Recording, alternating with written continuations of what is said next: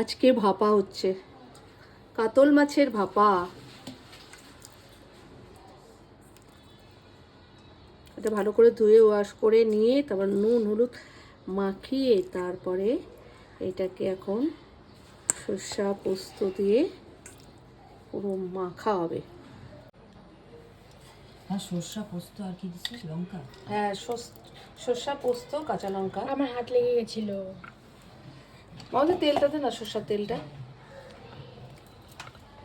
একটু বেশি করে দেয়।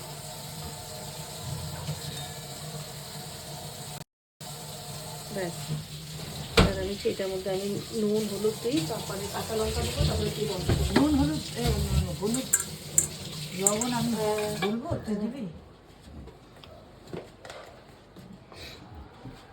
হলুদ দে হলুদ মামা দিলাম তো, মাছের তো দিছিলাম না। লবণ আর দেবো কাঁচা লঙ্কা। দাঁড়া, কাঁচা লঙ্কা কাটো কাটো। হ্যাঁ, একটু মামা দিয়ে চিনি দে তো, অল্প একটু দিবি।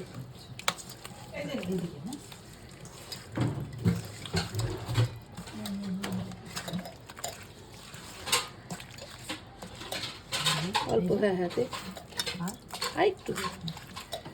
একটু মিষ্টি দিলে ব্যালেন্সটা ঠিক হবে। আর একটু দিবি? না আর না, আর দিস না। মাছটা খুব ভালো আনছে। সর্ষার পোস্ত যে বাটলো না, তো পোস্ত কি আগে থেকে ভিজা রাখছিস? হ্যাঁ, ভিজিয়ে রাখছিলাম একটু। হ্যাঁ হ্যাঁ, গরম জলে না? না হালকা একটু বসিয়ে দিয়েছি, একটুখানি জল দিয়েছি কারণ মাছটা সিদ্ধ হবে। মাছ দিয়ে বসিয়ে দিয়েছি। ভাপা সবসময় কম আঁচ দিয়ে করলে সব থেকে ভালো হয়, আর প্রচণ্ড দেখবে কম আঁচে করলে ভালো সফট হয় আর ভালো মানে মাছটা সিদ্ধ হয়।